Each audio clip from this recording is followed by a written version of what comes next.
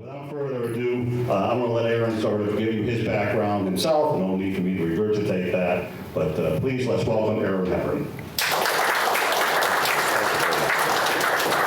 Thank you, everyone. It's a pleasure to be here. I'm very honored to be here because I've got a history with the NRHS that goes back to the late 80s, early 90s, because of a project that I got myself involved in. Because of my passion and my love for all things railroad concerning Buffalo. I'm not going to go into too much detail about my background because it's all going to be included in the presentation, but I'm just curious, how many people have ever heard of John Prophet? Okay, all right. How many people know that John Prophet was one of the founders of this chapter? Okay. How many people have heard of Russ Shapley? Oh, good. Oh, very good. So I want to plug my microphone directly into the camera here. So every story has to have a backstory, and the story of my relationship with John Prophet and the story of John Prophet's life really has, it's really not any different. There is always a backstory. And my backstory starts with the old neighborhood, the neighborhood that I grew up in when I was younger, because everyone has to get introduced to trains in some way. Some people may have had a family member that was a railroad employee. Others may have been given a model railroad set as a very young age, or a Lionel train comes out and goes around the Christmas tree. So my story is not that much different, but let me just show you that in Woodward Avenue in North Buffalo is where I grew up. And the house was not this hideous color when I was a kid. I have no idea what they did to my home, but I don't live there anymore, so there's nothing much that can be done with it. But Woodward Avenue in North Buffalo is where I lived up until the point that I was in my 20s. And if we zoom out just a bit and you look at the very, very top of the screen, you will see that there is a bed of railroad tracks at the very end of the street. If you look down sort of off-center to the right, you'll see my house. If I just point to it right there, there's my house. And then up at the very end of the street is Crescent Avenue. And if we just take a look in those backyards, you'll see there's some railroad tracks. And that turned out to be the New York Central Belt Line. It was right up the street. This road right here is Parkside, and that's the stone bridge. Now, you can't really see it because the tracks are going up it, but that's the stone bridge that crosses Parkside Avenue. Now, I didn't know that was the Belt Line at the time. And Nichols School is at the very top of the screen right there. And this area right here where the arrow is was all wooded back then. And it was perfect for sneaking onto the railroad tracks and also sneaking onto trains without being seen. So the Belt Line and hiking those tracks was my first introduction to trains, and always trying to find out more. And I would ask my parents, what are those trains? Where do they go? Can we take a ride on them? And of course, my parents had no clue. But I want to say hourly trains would go rumbling by there and shake the house. So that was my first real introduction to trains, to any type of railroad activity. And then, of course, a model railroad. I said earlier that many folks are lucky enough to have a parent or a grandparent who had a Lionel train set. I did. My stepfather gave me a 1954 Lionel train set. Unfortunately, I threw the boxes away, so that's not really my set, but that's the set I have. I was probably, 9 or 10 years old, set the layout up in my bedroom, and I said, I don't need these boxes anymore, so I threw them out. Yeah, there's a lot of groans going up there. But we'll fast forward 20 years later, I got an apartment, and of course a new layout because my love of trains never really died. And these are some pictures of the back bedroom. It was actually just a one-bedroom apartment, and I turned that back bedroom into a train room. And you can ask, where did you sleep? Well, I took the bed apart, threw the mattress underneath the freight yard, and that's where I slept.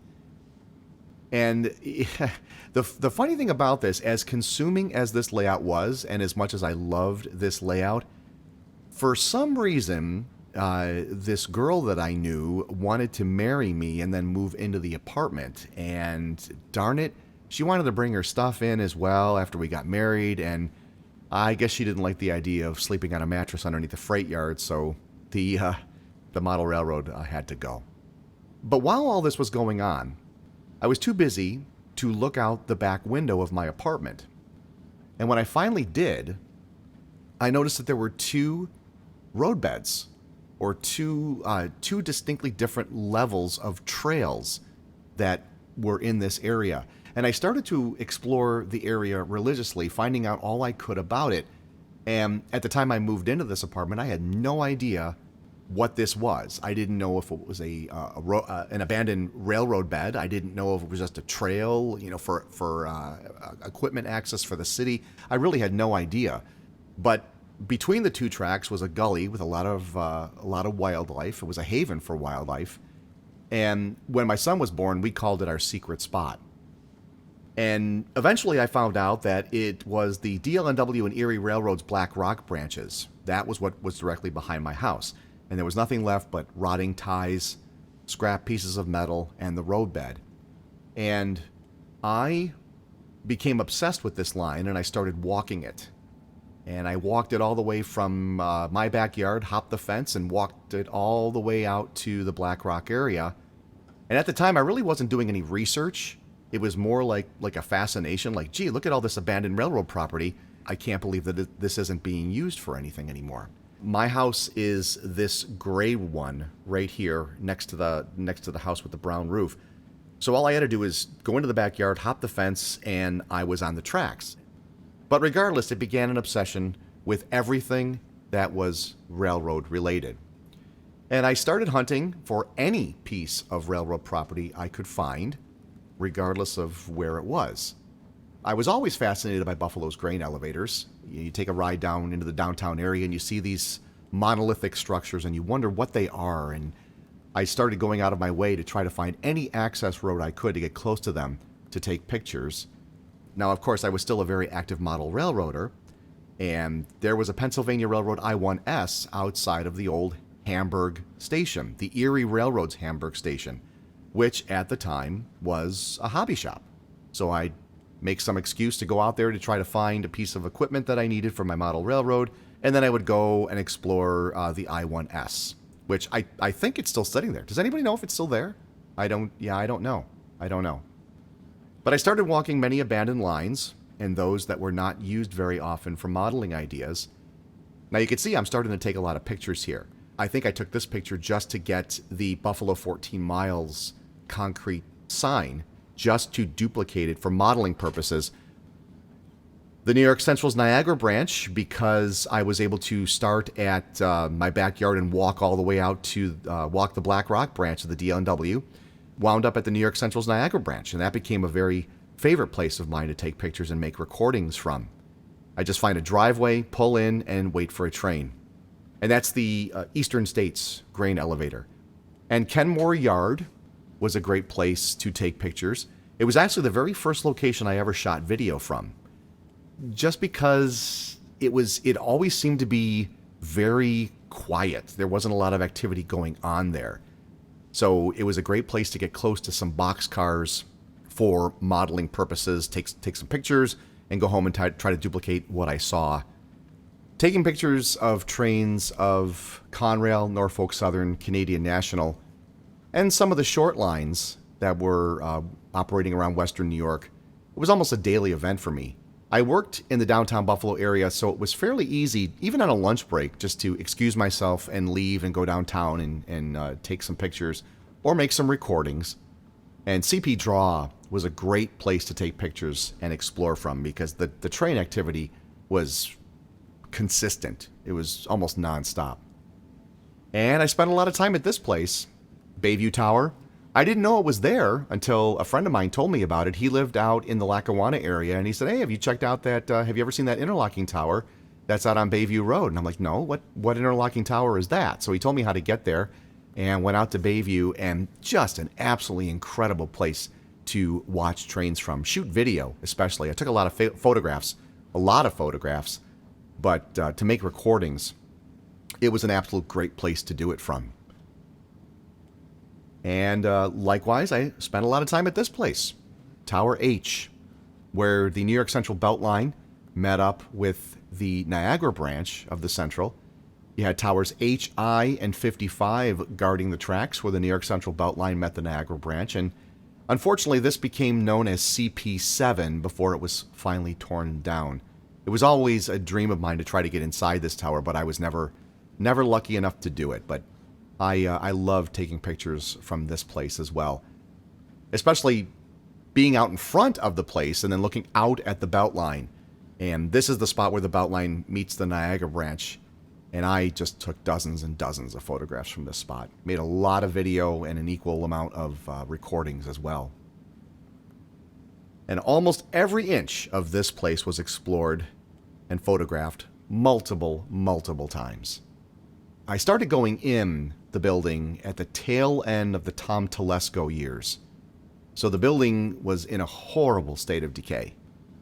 A lot of the fixtures, if not all of the fixtures, were removed. Even so much so as the copper plumbing, the copper pipes were taken up, torn out, removed for scrap. Absolutely horrible what was done to this place. This is the waiting room, by the way. This is Niagara Junction on the Lehigh Valley. I discovered this while looking for places to ride my mountain bike. And at the time, I had no idea what this place was or who used it. To me, it was nothing but a great system of trails that wandered around the Depew area. And I found any abandoned property around Buffalo or Western New York very interesting. And as I say here, I was still learning, so I had no idea it was called Niagara Junction. I didn't know what railroad used it. I was like, wow, look at these bridges, look at these foundations. What railroad used this? It was just absolutely incredible to explore this. And of course, while you're there, it's a great place to watch trains from, because that's the main line of the New York Central, coming right over those tracks. Just absolutely fabulous place to watch trains. Always went to a lot of train shows, and when I did, I always found guys who were selling topographical maps or maps of the city of Buffalo or different townships around Western New York. Topographical maps were invaluable to try to determine what property may have been sitting on a piece of land that was abandoned. Now, a topo map is not really going to tell you that this was CP47 or something like that, but it is going to show you a square of where an interlocking tower or some other piece of railroad property would have been located at the time the survey for the topo map was done. And I collected a vast number of maps, including topographical maps, to try to locate railroad facilities around the Buffalo area, not only to find out what was there, but finding a place to go to explore and ultimately to get the history correct. Now, it wasn't just Buffalo Railroad history that I was discovering. I was also discovering Buffalo's waterway history. And one thing started leading to another, and I started discovering the history of the Erie Canal and how the Erie Canal was very important in shaping Buffalo's future. And the more I looked into this, the more I discovered that the Erie Canal and Buffalo's railroad history were intertwined with one another. The Erie Canal came first, that's 1825, and it brought unprecedented growth to Buffalo. And that's almost 10 years before the first railroad set down tracks in the city of Buffalo. But Buffalo had a lot more going for it than Black Rock did because of its proximity to waterways. You had the Buffalo River, you had Lake Erie, you had the Niagara River. By 1825, you're going to have the Erie Canal. So that's 4, and you've got 5 bodies of water if you count Lake Ontario, which would have been a day's journey back then, but it was still a way to connect the city with another waterway. So because of that, Buffalo becomes known as the Queen City of the Lakes. But by the mid to late 1800s, the railroad was taking over shipping and transportation enterprises. And the reason for that is the Erie Canal itself was only 4 feet deep. You have to realize that the canal was dug using the backs of Irish laborers. And it was 40 feet wide at its widest point along its line between Albany and Buffalo. So what happened was that in the wintertime, it froze. And sometimes it didn't even freeze. In some locations, they drained it to clean the canal. Because in many locations, the canal was pretty much a cesspool. Garbage and human waste and animal waste and bodies would be dumped into, that's another story, but bodies would be dumped into the canal to be found the following spring when the canal thawed. So that's one of the reasons why they drained it. But whether I intended to or not, I was learning a tremendous amount of history concerning the city of Buffalo as I was researching Buffalo's railroads and the Erie Canal. And there was something else I was learning. The historical significance of Buffalo was becoming incredibly hard to ignore. It was the waterways and eventually the railroads that made Buffalo an incredibly successful place to live and to start a manufacturing business. It's hard to picture that now, but that was very true back in the early to mid 1800s.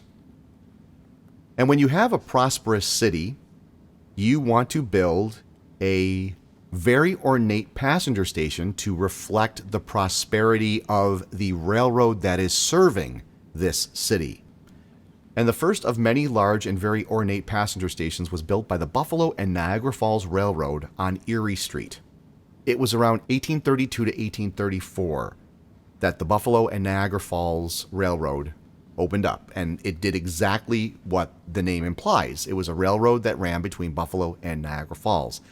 And their passenger station was built right on Erie Street at the spot where the Erie Canal terminated. So you can see how these two histories tie together. You've got the Erie Canal ending at Erie Street, and you've got the Buffalo and Niagara Falls Railroad that's located right there. So you could take the canal to Buffalo, and then you could take the railroad to get out to Niagara Falls. But this station was not the only one in Buffalo at the time. This was the first, but this wasn't the only one. Now, I need to point out that you need to pay attention to this building.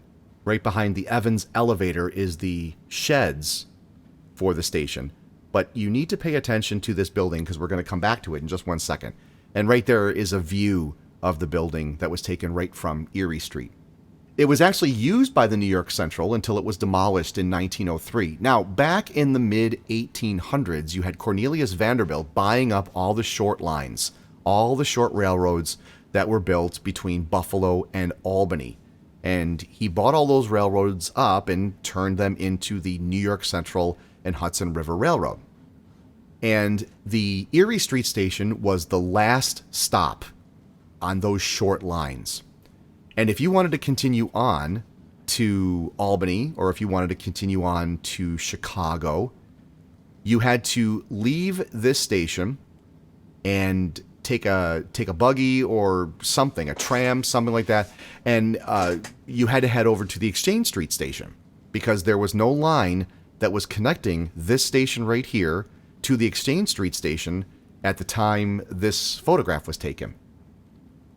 And the station, the Erie Street Station, was used by the New York Central until it was demolished in 1903.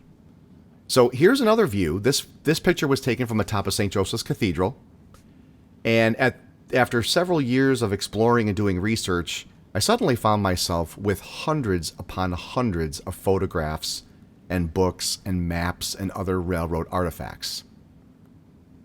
And at the time that I was doing all this collecting, I was working for Buffalo's local public television station. Yeah. Okay. No, I'm not going to ask you to send in your pledge. But I was wondering to myself, I work for this place, and could I turn all of these photographs and everything that I had in my collection, could I turn this into a book or a documentary about Buffalo's transportation industry? Primarily a history of the railroads and waterways that served Buffalo. I didn't know if it could be done, but I pitched the idea to some of the producers at the station, and I was kind of hopeful that they would buy into it. So let's talk about the documentary. It's very important in the story at this point because it's at this time that I met John Prophet. I had a tremendous amount of material, as I said before.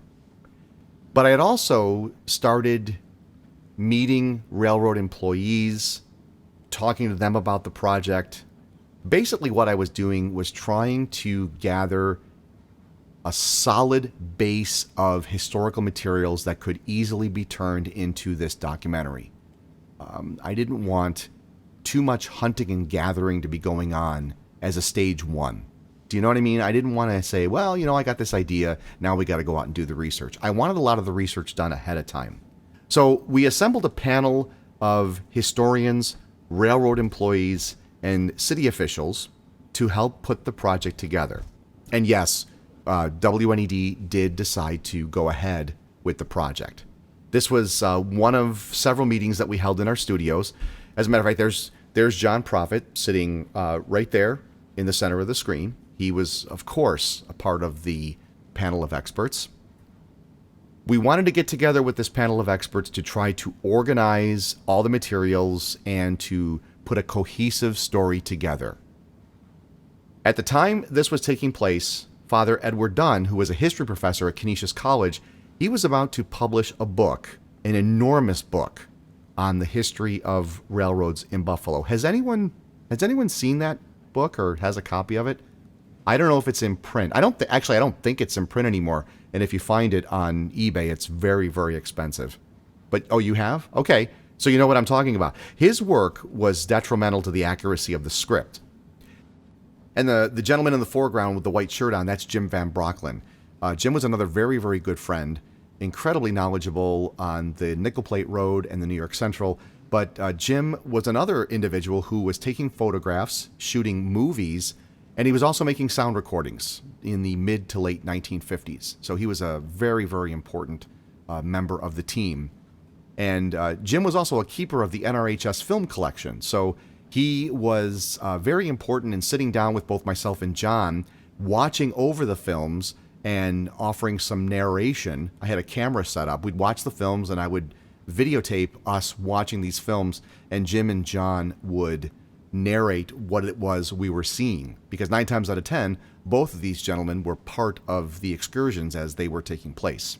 And we're going to hear a little bit of that a little bit further on in the in this presentation.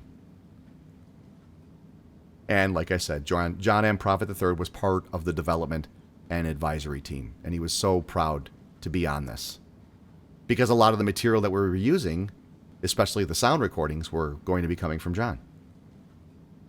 But while all this was going on, hundreds of images of historic Buffalo, in addition to images of railroads that operated in and out of the city, were continuously being collected and organized. And images of historic passenger stations were very important to the story, because we were trying to tell the story of from a people point of view, not just from an industry point of view, but from a people point of view. People came to Buffalo riding on a train.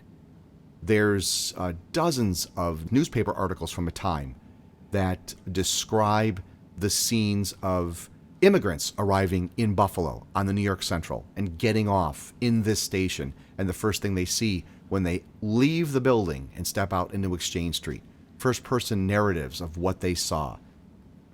For many immigrants arriving in Buffalo, especially in the mid to late 1800s, this was the first view they would see. This is the Exchange Street Station car sheds. The Exchange Street Station was a study in remodeling because it had a lot of additions added to it.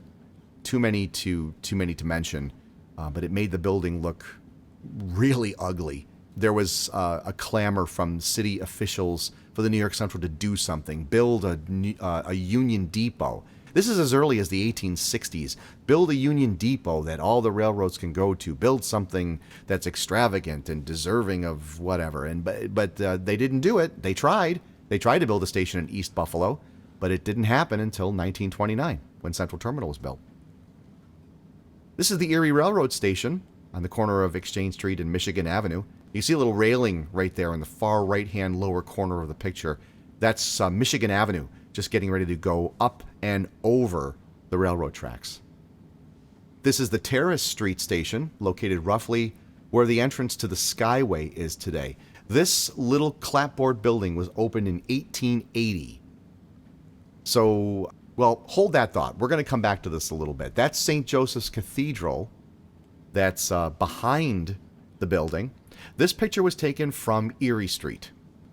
And this is the photograph that I was kind of looking forward to showing you. You see the cars that are on the left-hand side of the picture here?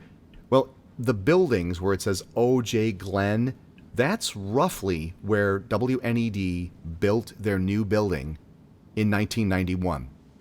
And it was because of the location of this building that I pitched them the documentary, where I said, we have a very historic location for our facility. Let's not just ignore that location. Let's do something to really hype up what it is we're doing and tie it into this historical significance of Buffalo's railroads and Buffalo and the Erie Canal. This is a view looking almost in the same direction. It's a Canadian Pacific engine, but it's probably a TH&B train.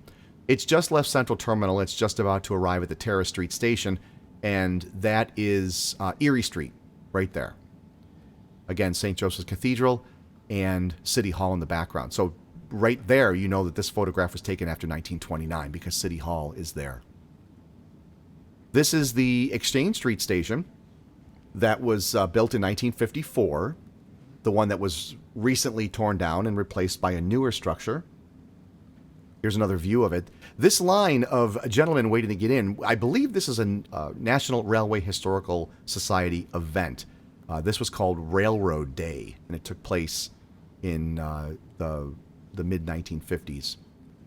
That's Memorial Auditorium in the background, right over here. If you see that, that's Memorial Auditorium.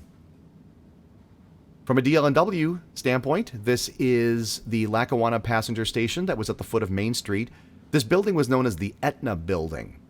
And the Lackawanna and their presence of railroad tracks was one of the main reasons why the city of Buffalo was really up in arms about trying to get a Union Depot built and trying to get bridges and embankments and anything possible to get the railroad tracks off the streets, because the Lackawanna's trains, the tracks, went right up the middle of, well, let's say South Park Avenue, right up the middle of that road. And there was businesses, there was people there. So that's the Lackawannas. And of course, that's what was eventually opened in 1917. The huge Lackawanna Terminal opened at the foot of Main Street. And that body of water is where the Buffalo River meets up with the Niagara River and Lake Erie, and that's where boats like the Canadiana and other steamships would dock, taking passengers to Cleveland, to Crystal Beach. That's a view of the staircase, the inside of the Lackawanna Terminal. And here's a photograph of South Park Avenue. This is just right around the time that the building was closed up, was abandoned. You can see the elevated railroad tracks right there. I'm told that this building was in worse shape than Central Terminal, and I just find that absolutely hard to believe. But this is the first Lehigh Valley station that opened in Buffalo in 1898. This was located at the corner of Washington and Scott Streets. And this is the Gothic Lehigh Valley Terminal that opened in 1916 at Washington and Scott Streets. And you may be wondering, where are the railroad tracks? Well, I didn't know this, but there was a tunnel that went underneath Washington Street and eventually got you to the platforms, the passenger platforms. This is an interior shot of the Lehigh Valley Depot. And then, like I said earlier, in 1991, WNED PBS began construction of its new building on Lower Terrace. And here's that photograph again. Its location had some very historical significance to the location of the Erie Canal and Buffalo's first ornate passenger station. So once again, there's the Erie Street station. That is Erie Street right there. And just in the foreground of the station is the Erie Canal. You can probably just make out some boats that are sitting in there because that's where the Erie Canal terminated.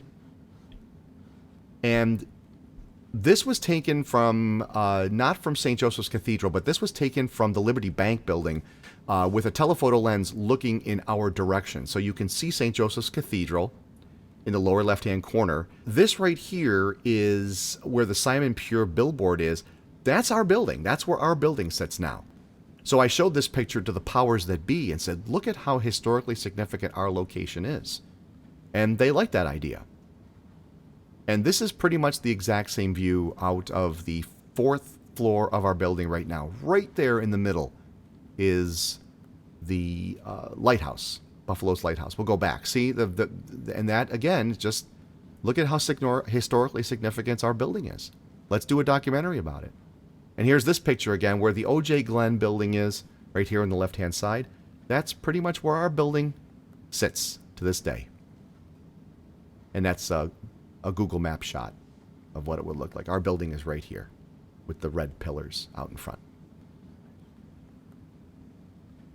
And again, the research and gathering of photographs continued. So how exactly did I meet John Prophet?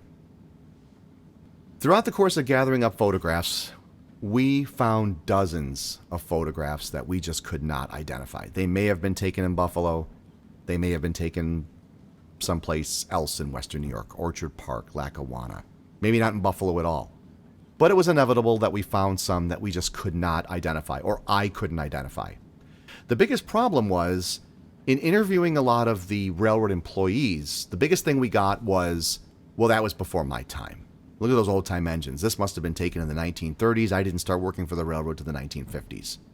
This particular photograph was obtained from the West Seneca Historical Society, and I showed this to several Pennsylvania Railroad employees, and it was, like I said, it was always the same thing. This picture was taken before my time. I have no idea where this picture was taken. And this was another one. No idea. But you could see a coal tower and a water tower in the background. Where was this picture taken? So whenever a troublesome photo was found, I always showed it to our panel of experts. As I said, many of whom were ex-railroad employees. We'd get together for coffee, we'd meet someplace, I'd bring out a stack of photographs, and I would show it to them. But if I needed to identify a photograph in a hurry, the person I would go to was Bob Schuh, the owner of K-Val Hobbies in Buffalo.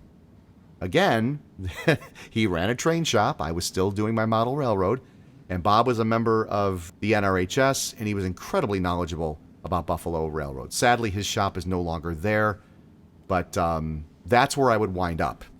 If I found a photograph or something I wanted to show Bob, that's the first place I'd go. And he was also very, very supportive of the project. But he had no idea where those two photographs were taken. He had a suggestion on who might know, however, a gent by the name of John Prophet. Bob's exact words were, if you want to know anything about the Pennsylvania Railroad or about any of the railroads that came into Buffalo, you gotta ask John Prophet. Now, this wasn't the first time I had heard John's name. In fact, Bob had let me borrow 2 Heron Rail videos, Pennsylvania Glory and Reflections of the New York Central, because John's films were featured in both of these videos. And the fact that his films were in these tapes means, well, they got to be out there. He's got to still have them. It would be incredible to add John's 16mm films to the documentary, because every other film that I had from different sources was all 8mm. And the 16mm films that were in these 2 tapes were just incredible. So not only did John Prophet shoot 16mm films, but he also took incredible pictures of many railroads that served Buffalo. And I found this out because every time I went to the annual train shows, I would always buy an NRHS calendar. Shame on me, I wasn't a member yet, but I always bought the calendar, and you'd see a picture in the lower right-hand corner. It would say photographed by John Prophet, and so on and so forth. Al Kerr, Devin Lawton. But so I was very familiar with John's name. As a matter of fact, most of the railroad employees that I knew had heard of John's name. And Bob also told me that there was a CD set that featured dozens of John's recordings. And he thought that some of John's recordings had made it onto LPs back in the 1960s. I would eventually be given a copy of this set by John himself, but the problem I was having at this time is that we started assembling the documentary, and documentaries need authentic sound, and there's no point in telling a story about railroads if you don't have a single sound of a steam engine in the production. You can't show a picture of a steam engine with the sound effect of a 1990s Conrail diesel engine going by it. It just doesn't work. So according to Bob, John had actual sound recordings of the trains he featured in his photos and in his movies, in those Heron VHS tapes. And his name was being mentioned over and over again. So how could I meet this guy? So Bob told me that he thought he had John's number, and he would go home and he would look it up, and he said it'd probably take him a couple of days to try to find it, but he would locate it and then let me know. And eventually he did. And it took me several days to get up the courage to call him. I was told by Bob to tread lightly. And I really, what do you mean, tread lightly? Well, Bob said that John was very eccentric, and he didn't take too kindly to strangers calling him out of the blue, asking to use his stuff. I guess he had gotten an awful lot of that, not just from Jim Heron, but a gentleman by the name of Alan Botto, who was the producer and I guess the guy who ran Semaphore Records in the late 1960s to the 1970s. I guess Alan Botto contacted John numerous times about using several of his recordings for the LPs that he was producing. So Bob said that John might be a little standoffish, but he also said that if you got him talking, you just couldn't stop him and you'd never get a word in edgewise.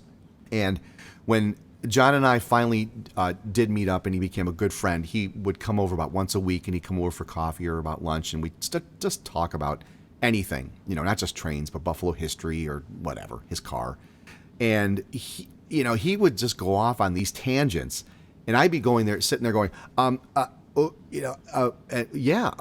and my poor wife is in the living room going, oh my God.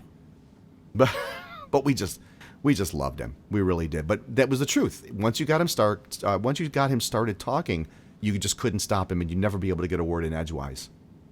But back to what Bob had said about treading lightly, I had no intention of mentioning any of his recordings or his photographs or his movies. I had a stack of photographs that needed identifying, and I'm told that John Prophet would have been the guy to do it. But most importantly, I needed a good history of the Pennsylvania Railroad in the Buffalo area. There was so much about the New York Central and the Lehigh Valley and everything else, but the Pennsylvania just ran through Buffalo. It stopped in Buffalo, picked up passengers, but Buffalo wasn't really a major stop for the Pennsylvania Railroad, so much so that they would put up their own station. They always used somebody else's. So there really wasn't much of a history that I was aware of, and I needed John to tell me what that history was. But I knew nothing about John. I knew nothing about his personal life or anything. And I also didn't know who had asked John for materials in the past. And this was in 1991. Now let me digress a second and talk about Railfans. With the utmost respect intended, Railfans can be a very peculiar lot, if not insanely dedicated to their love for all things railroad related. Am I right? That perfect photo, the video, or the sound recording is always desired. You will go to any lengths to get that perfect photograph. And for as long as there have been trains, there have been people who love and appreciate them. John was not the only one who was obsessed with trains, but he took it to the extreme. This is one of his photographs, by the way. This was a trip that the local chapter of the NRHS took on the Pennsylvania Railroad's Rochester branch back in 1949. And there are those who take pictures and shoot videos for professionally produced Railfan videos. And by the mid to late 1980s, Railfan video production companies appeared everywhere. The 8mm films that people shot from the 1930s to the 1950s and later were so much in demand because everything that the Railfans of years ago were shooting, all that stuff disappeared. The steam engines, the buildings, the tracks, everything was gone. So for anyone who was producing a Railfan video, that footage was in high demand. John had probably received countless letters and phone calls from Railfan video producers and other individuals who wanted to use his photos and films for their videos. But again, I only wanted him to identify a few pictures for me. Really wanted to meet John Prophet, and apparently he was the only person who truly knew anything and everything about the Pennsylvania Railroad and how it operated in the Buffalo area. Getting a personal look at his photos and films really hadn't entered my mind since I really, at the time, didn't know anything about the archives he had. I just was told he was the guy I needed to talk to. So I really wanted to meet John Prophet, but I was scared to death to call him. So I mustered up some courage and decided to give John a call. And I don't know why he was the most difficult person to present the project to.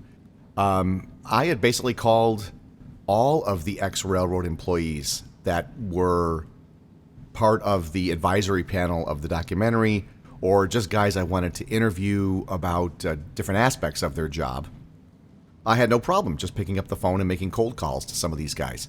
But calling John was a completely different matter. But I did. He answered the phone, very, very soft-spoken individual. And I introduced myself and I outlined the documentary and my intentions and of course, my reasons for calling him. But I asked him if he wouldn't mind spending a few moments of his time assisting me in trying to identify several pictures I had found of what I thought were Pennsylvania Railroad facilities. They may not have been, because again, these photographs were some that just nobody was able to pinpoint exactly where they were taken. Again, they might not have even been photographs from Buffalo. But I asked him if he would be willing to not only identify these photographs, but also tell me a little bit more about the Pennsylvania Railroad's history in Buffalo. And what I thought would be a 10 to 15 minute conversation turned into well over 2 hours. And surprisingly, John and I hit it off immediately. After 2 hours, I asked him if it would be possible that we met someplace so I could show him the photographs. And he agreed. But he wanted to come to my apartment. Originally, I thought that I wouldn't put him through any trouble. I figured we'd meet at a restaurant or a coffee shop or something like that, or I'd come to his apartment. But no, he wanted to come to my apartment, which I thought was a little odd, for the first time meeting someone, he wants to come to my place. But that was okay, not a problem at all. I had gathered up all the materials that I wanted to show him. I had a whole list of questions I wanted to ask him. And when the date and the time finally arrived, I looked out my living room window and I saw a bright red Jeep Cherokee pull up. And it turned out that that was the vehicle that John was driving. And a very tall and thin and almost, initially I thought, almost very frail gentleman got out of the Jeep, wearing glasses, and he came to the door. I introduced myself. We shook hands, and my first impressions were, this guy is the genius? Well, that only lasted about 30 seconds before he and I sat down on my kitchen table. I poured the coffee, and he and I started talking immediately about the whole list of questions I had outlined that I had for him. So naturally, John was able to identify the two pictures the second he saw them. And this is the first picture again, and it turns out that this is the Pennsylvania Railroad's facilities in Ebenezer, looking east from Union Road. And I was like, wow, I just can't believe that a lot of the Pennsylvania employees that I knew didn't know that. And he had told me that by the time the late 1950s rolled around, mid to late 1950s, they had started removing a lot of their tracks. Anything that had to do with steam was removed because the Pennsylvania dieselized, and there was no need for all these tracks that were initially set up for the maintenance of steam engines. And this is the other photograph, and this one is looking west toward the Pennsylvania's Ebenezer engine facilities. And you can see the water tower in the upper right-hand corner, and the coaling tower is there as well. And basically the photographer simply crossed the street to take the picture. It's an absolutely phenomenal photograph. And I had asked John to tell me more about the area and if there was anything there worth seeing again. And what he proceeded to do was draw me a map and tell me exactly how to get to this place if I wanted to see it for myself. And I did. My wife and I went down there to check it out, but that's a completely different story. like I said, he drew me a map and he encouraged me to go see it, to see if anything was still around, since he hadn't been there to the Ebenezer facility in almost over 40 years. He took a very active interest in the documentary and looking at dozens of photographs I had accumulated, and he was able to identify each and every one, but he was able to look at the photographs and call out the minutest details that were in the background of the picture. So say the picture was of a building, and there'd be a slight sliver of something in a corner of the picture, and John would be able to say, what that sliver was. And so instead of just having a photograph with one visual element in it, John was able to give me multiple visual elements out of a single photograph. And especially if it was something that was concerned to the Pennsylvania Railroad, because the more he and I talked, the more I discovered what an absolute expert he was in all things Pennsy. And the New York Central was his second favorite railroad. He knew every possible location of the New York Central stations, their freight yards, their trackage, their interlocking towers. He knew where every freight train went, where it was, what the designation numbers, like PS10 or something like that. He knew what all those numbers meant. And he worked as a clerk for the New York Central out of Central Terminal, but I wouldn't know that. As a matter of fact, he told me that he worked for New York Central, but I don't remember if he ever told me what his exact job was. I found that out a little bit later on in our relationship, but not at the first couple meetings we had together. I didn't know this. I had been purchasing NRHS calendars for quite some time, long before I met John, because I said earlier, that's how I was introduced to John's name. So you could see in this picture right here that in the right-hand corner of the caption, it says John M. Prophet, photo by John M. Prophet. So I knew I knew what he did. I knew that he had photographs. I didn't know how many he had or what kind of camera he used or anything. And we were looking at this particular NRHS calendar, and we were looking at the photographs, and he was making comments about them. And we had a pile of photographs sitting on the kitchen table that we were looking at as well. They were very similar to these. Of course, these photographs here are John's photographs. Well, we'll just say that these were just a collection of photographs that I had copied and developed and were being used in the documentary. And one afternoon, we're sitting there at my kitchen table, and he's staring at these photographs. And John didn't have good eyesight. His glasses were very thick, and he sometimes had to look at things over the top of his glasses, and that's exactly what he started doing. He was looking up these photographs. One particular photograph, I think it might have been some piece of Delaware Lackawanna and Western equipment, and he's looking at the photograph, and he goes, "This is really a spectacular photograph." He goes, Did you make this photograph?" And I said, "Well, yeah, John, I had to do stuff like that because there was no budget for taking the duplicate negatives and having them sent to a photography studio to have them duplicated, or to take prints to a photographic studio and have duplicate negatives made for the documentary. There's absolutely no budget for that, and it would cost a fortune." So he asked me, how did you print these?" And I said, "Well, I have a darkroom. I have a darkroom down in my basement, and I do all manner of black and white and color film." And now he's got another print, and he's looking at it over the top of his glasses, and he's like staring at it intently and moving it up and down, and he's getting it close to his face, and he's like, "This is really a spectacular photograph. And this is a duplicate negative that you printed from?" And I said, "Yes, absolutely. This photograph probably came from the Buffalo Historical Society, and I set up the print on a copy stand, made several duplicate negatives of it, and then printed, and what you're seeing is the duplicate print."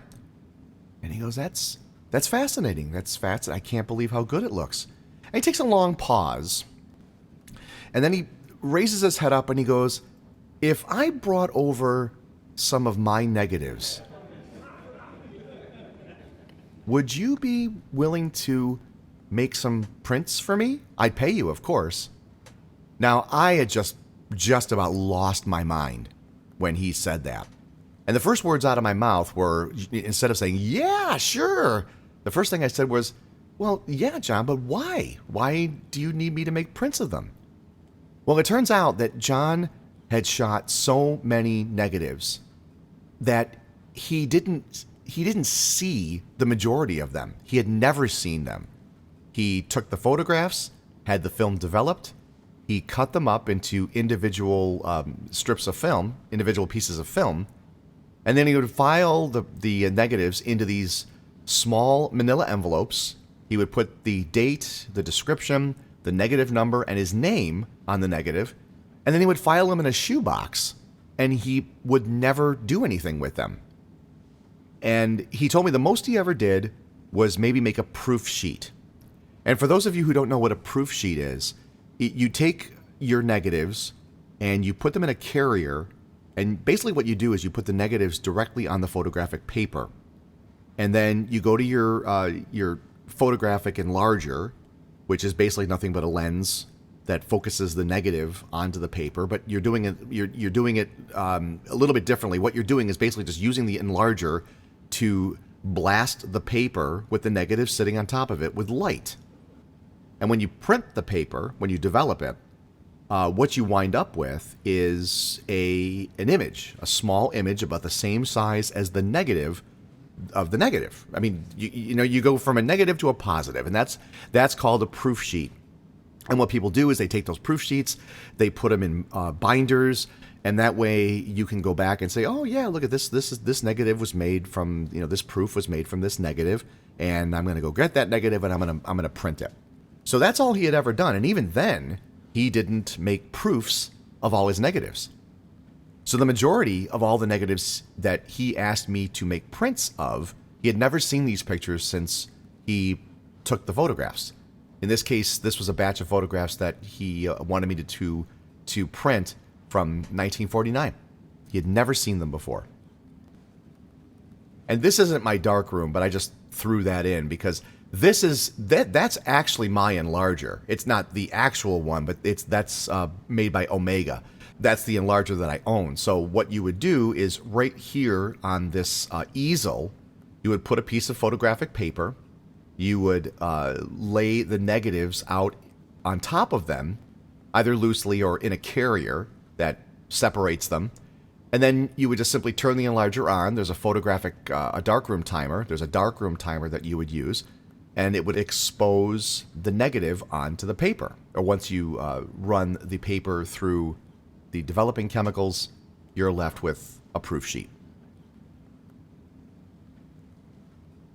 But let's take a break for just 1 second, and let's talk about John himself. Who was John M. Prophet III? John was born in September of 1915 in Mount Morris, New York. September 28th, exactly. John was the first of 3 children, born to his father, John Mayhew Prophet II, and his mother, Evelyn Jackson Prophet. Now, one thing that we need to be perfectly clear about when we're talking about John's life is that he was always known as John M. Prophet III. Now, his name in print, especially on the NRHS calendar, says John M. Prophet, but he would always say that he was John M. Prophet III, and I never knew why. Well, it turns out John's father was John Mayhew Prophet II. John's grandfather was John Mayhew Prophet I, and the family can be traced all the way back to England. And there was a John Prophet that was John's great-great-grandfather. Everybody was named John M. Prophet. John M. Prophet I, John's grandfather, was half of a partnership of a company known as Winters and Prophet. And we'll talk more about them in just 1 second, but I just want to show this. This is actually John's grandfather's home, John M. Prophet I. This is the home that he lived in Mount Morris. It's at 145 Main Street in Mount Morris, and it's now a bed and breakfast, the Allegiance Bed and Breakfast. And directly across the street is John's house, the house that he grew up in when he lived in Mount Morris. This is 140 Main Street in Mount Morris. now back to the Prophet name. It had been associated with the canning industry since the early 1870s. John II's father, so this is John's grandfather, he opened up the Winters and Prophet Canning Company in New York City, along with his partner John C. Winters.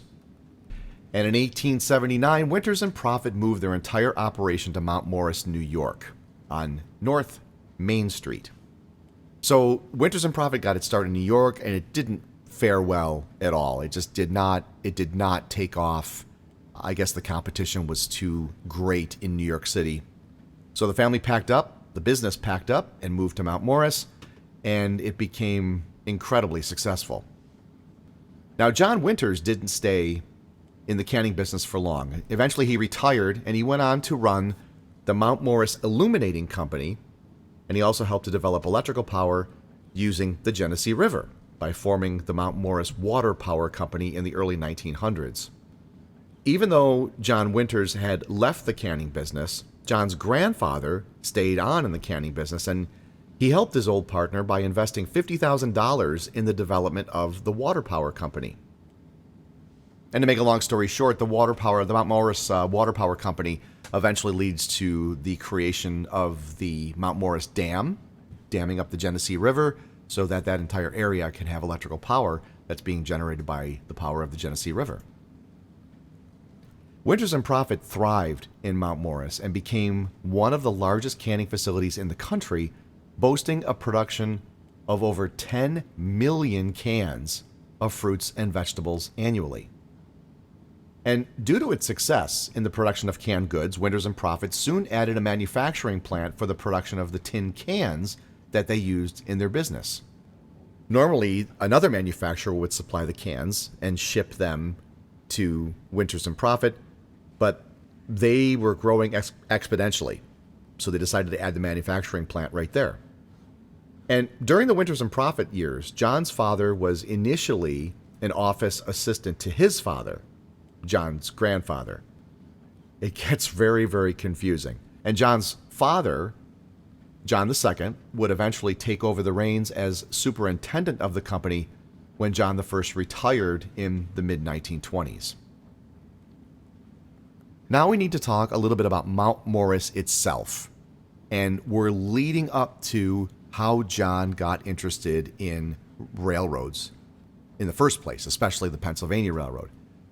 Mount Morris was serviced by 3 railroads, the Western New York and Pennsylvania. You can see the tracks right here. They run parallel to Mill Street. And it's also serviced by the Delaware, Lackawanna, and Western, which is right here.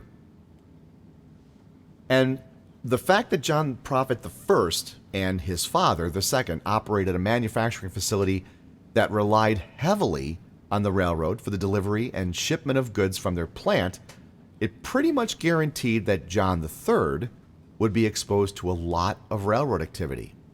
But you've got the Western New York and Pennsylvania, which would eventually become the Pennsylvania Railroad, a branch of the Pennsylvania Railroad, and you had the Delaware, Lackawanna, and Western, and you had the Erie. But the Erie was out of the question because it just didn't get into this area. The Erie did go to Mount Morris, but it just didn't get into this particular area. So even though the DL&W had a branch line right behind the family business after it had moved to Mill Street, its siding to the plant was removed, which is right here. Its siding to the plant was removed while John was quite young. So as John became more of a railroad enthusiast, he didn't take any pictures of the DL&W, nor did he make a single sound recording of a DL&W train. And I always wondered about that. Why was the DL&W excluded from his vast knowledge of railroads? So I did some basic detective work, and based on maps and things I knew about John, I figured out that the Pennsylvania was probably the primary railroad that John was exposed to as a boy. Some of you may have heard of DL&W Junction. That was the spot where the Lackawanna Railroad and the Pennsy tracks crossed at Mount Morris. It was a perfect spot for taking pictures or making sound recordings, but John did neither. He never took a photograph or shot a picture at DL&W Junction. My point to telling you that is that would have been a great spot for him to record DL&W trains, but he never did. One more bit about Winters and Profit. By 1897, Winters and Profit had vacated their property, their original property on North Main, and they moved down the road a piece to Mill Street, and they took over a huge facility formerly occupied by Royal Salt Works. And this is a Sanborn fire insurance map, and you can see Winters and Profit Canning right here. This is the lumber company, Mount Morris Lumber Company, that we're going to mention in a little bit. And here's the Pensy tracks right here. And this siding right here is a siding that's coming off the DL&W. So when John was born in 1915, Winters and Profit as a name for the family business was no more. It was changed to New York Canning Company, and this is the company that John's father became the superintendent of. Now, one thing that also changed was the DL&W siding that serviced Royal Salt Works. By 1921, the siding had been pulled up and was turned into a driveway for truck deliveries. And John would have been 6 years old by this time. So this strengthens my theory that the DL&W was not a line that John had regular exposure to other than a train running on the branch line. Whereas, according to these letters right here, the Pennsylvania was servicing Winters and Profit from almost day one. When John was born in 1915, New York Canning was a full-blown customer of the PRR. So from a very early age, John pretty much was at the right place at the right time to develop an intense appreciation and love for the Pensy. And this is where his knowledge came from. I mean, this letter right here sort of proves it out, where it says, "Gentlemen, please enter our order for 1 barrel lump lime for shipment by Pennsylvania Railroad every week. Kindly ship the first barrel immediately. Please be particular to follow this up every week until further notice, as we are depending upon it for spring crops. Yours truly, Winters and Profit Canning Company," and this is dated from 1908. So as a young boy growing up with the family business as a backdrop, it didn't take John long to develop a fascination and appreciation for steam engines and the trains they pulled as they serviced his father's company. And whenever deliveries would be made or shipments would be sent out, John would always be on hand to watch the trains arrive and depart. I have to assume he went to grammar school, but he spent an awful lot of time at the family business, always trying to be there when a train pulled in. He soon became an expert on the Pennsylvania steam engines and trains, and by this, I mean that he knew each and every type of steam engine and their identification numbers. He knew the passenger and freight trains by name and number. He knew the destinations for freight runs, and he knew where the passenger stations were located in each town. He knew the locations of signal towers and engine facilities. And although this picture was taken several years later, it's pretty evident that John was able to get access to Pensy equipment in a way that most rail fans simply couldn't. By 1928, New York Canning Company had become the Snyder Packing Company, and according to the 1930 census, the Profit family was still living in Mount Morris, and they continued to do so until 1935. John's father left Snyder Packing Company sometime between 1935 and 1940, and the entire family left Mount Morris and moved into Willis Jackson's home. Now that's John's mother's, Evelyn Jackson's father, so that would be John's grandfather. And they moved into a very opulent home at 827 Delaware Avenue at the corner of Barker in Buffalo. Now, John's father did stay in the canning business, but he wasn't the superintendent or anything like that. He served as a canning broker at a facility located at 220 Delaware Avenue in Buffalo. Actually, he rented a room at 220 Delaware to continue his canning and food service brokerage. And the building was known as the Jackson Building, and it was owned by Willis Jackson. Jackson himself was a large presence in Buffalo from the late 19th century on. His company, Jackson and Tyndall, or Tyndall and Jackson, depending on what city directory you look in, they were makers of barrels, handles, and other products made from wood. And they were so successful that they were able to have a pretty substantial booth at the Pan American Exposition in 1901. Unfortunately, the home of Willis Jackson at 827 Delaware Avenue is no longer there. But that's where it would have been. Now that John was in Buffalo, it's a perfect location for taking pictures and eventually making sound recordings because he now had access to the New York Central, the Lehigh Valley, the DL&W, the Nickel Plate, the Pennsy, and the Erie. But did he start taking pictures right away, as soon as he moved to Buffalo? In 1929, the New York Central finally opened up a station in East Buffalo. They had tried in the 1870s, didn't happen, and now Central Terminal opens up in 1929. In 1929, John would have been 14 years old and still living in Mount Morris, but Central Terminal is where John would eventually be employed once he got out of school. Unfortunately, when the terminal opened up in 1929, shortly thereafter, the Great Depression hit, and it put a stop to a lot of unnecessary travel. The bad news was that people were just simply running out of money, and right away, Buffalo Central Terminal wasn't as successful as the New York Central hoped it would be. But it's Buffalo, 1935. By then, John would have been 20 years old. Of course, he was taking pictures at this time, but John was also a college student. John attended the University of Buffalo, and he finally went to Bryant and Stratton College of Business. And one thing is certain, while he was in school, John never once lagged in his love for the Pennsylvania Railroad. John and his father maintained a good relationship with the superintendent of the Buffalo Division of the Pennsy because John was able to get many cab rides even during this period. And as everyone in the country knows, back in those days, if you wanted to travel in the United States, you had to take the train. There was no interstate highway system in place in 1935, and John traveled with his family on the New York Central and Pennsylvania railroads constantly. But there was one place that he came to love and was able to visit the town multiple times as a guest of the Pennsylvania Railroad, and that was Renovo, Pennsylvania. John took dozens of photos of Renovo, and it was one of his favorite places to visit. And here's a segment from a visit I had with John where he actually talks about his first trip to Renovo in 1935, where he actually rode in the cab of a K4 engine and actually stopped and got off the train in Renovo. So let's watch that clip right now. John, why is it pronounced Renova and not Renovo? I don't know. It's easier to say Renova than Well, saying Renovo's Renovo. kind of, yeah, Renovo In sounds fact, some kinda- people even spell it wrong. Once in a while, you'll see it in print. An A at the end. With an A on the end. Right. But they always say Renova. Nobody bothers to say Renovo.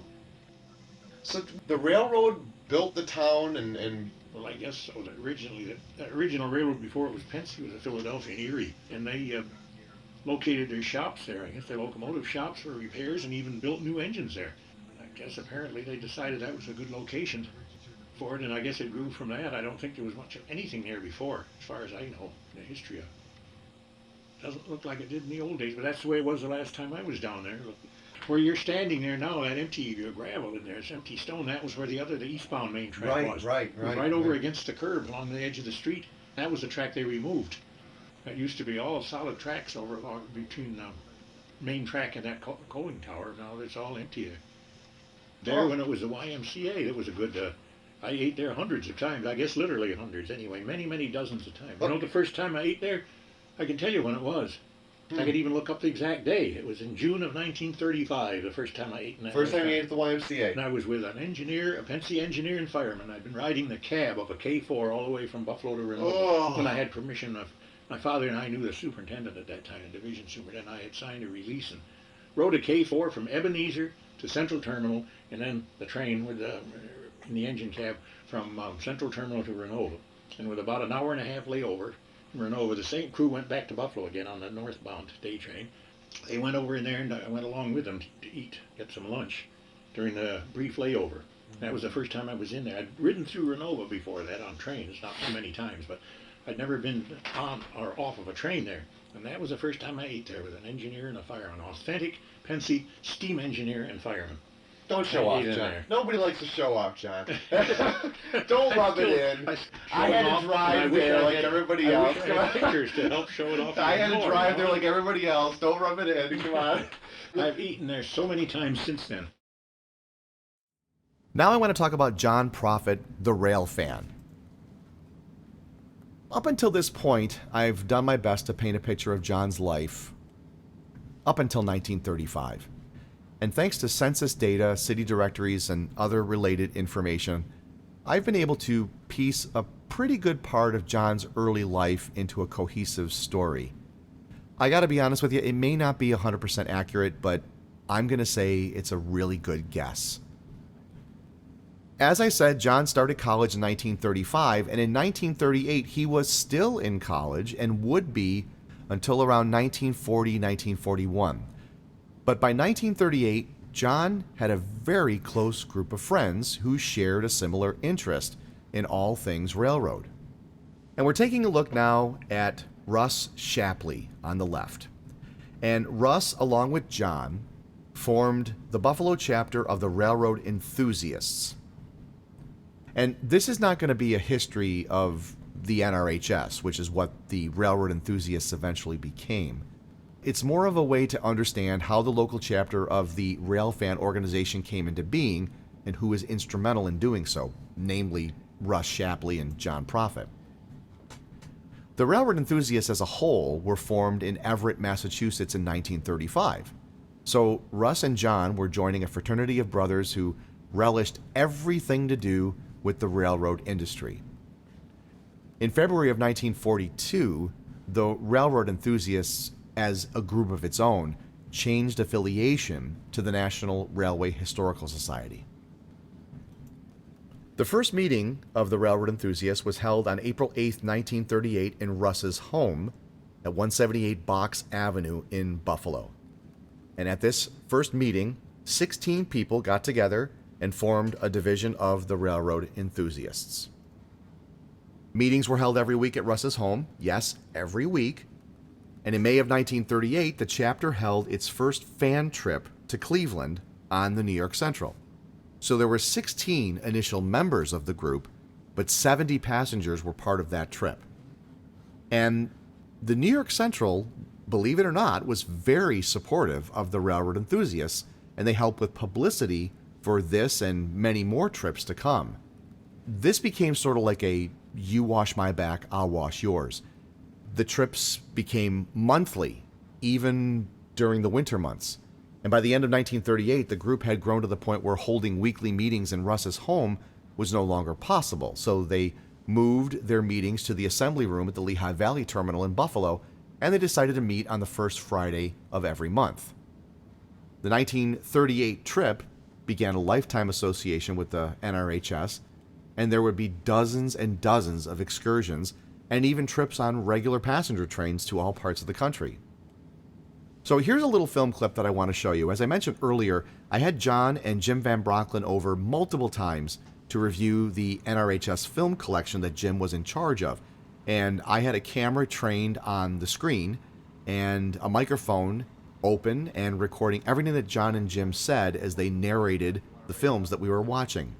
So let's listen to John and Jim now and listen to what they have to say about the first trip that they took in 1938. Here we go. Railroad Enthusiast Incorporated. Where the hell are we going here? That's Attica. That's Attica, yeah. On the Erie, they're going somewhere. Oh, that's the time we went and had a picnic at Letchworth Park. Letchworth. Oh, We did yeah. that in 1938. That the first year, the Railroad Enthusiasts we were in. On a regular Erie train. With a doodle bug, Yeah. we had an extra coach. And we got off. They made a special stop for us Really? at the west end of the bridge. Yeah. There was a path or roadway or something Yeah. you could walk down. It wasn't a station. That's But There's then- the Rochester branch. Yeah. Pensy, yep. Good.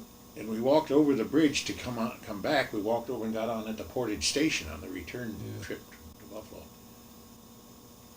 Yeah, that's what that trip was. I remember that one. That was our first year in '38. Guys all dressed up like engineers those days. Yeah. Railroad enthusiasts. They really were. Even Yeah. the president of the chapter, Russ. Yeah, he did. always wore I an remember that. Brand engineer's new- outfit. Brand new outfit, did Yeah. he have usually? Yeah. Shapely by nature, Yeah, I Shapley was by telling name. Aaron, I gotta remember remember how we that. used to say, so many people that hadn't heard his name pronounced would pronounce, Mr. Shapley. Shapley. And he'd say, Shapley by nature, but Shapley by name. I can just hear him saying Yeah, that now in that's- this quick. I don't remember Voice. that, but that's funny Yeah. as hell. I must have heard that 100 times over Yeah. those first few years. Starting right in 1938. Here we Mr. go. Shapley. Shapley by nature and Shapley by name, he'd say. This is Pensy at the terminal, right? Yeah, Yep. we were on our way to Arcade. I used to ride the Arcade in Attica. That must have been, I think that was on our first trip on A&A, 1938. This is 1938, John? 38, yeah. Yeah, that's when that was. Of course, we went again on other occasions, but I think these were... if they were These the- are early, I know that. These yeah. are early, these Yeah. would be 38. That 49 or? Yeah, Yeah, that it'd would be be 49, right? We're backing out of the station, out to 49A.